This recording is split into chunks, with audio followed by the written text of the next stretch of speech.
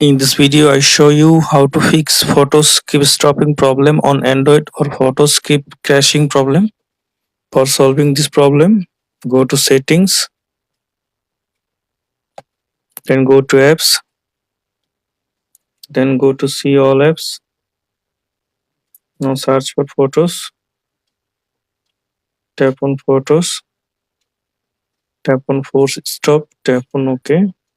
Now tap on storage and cache, manage space, and delete.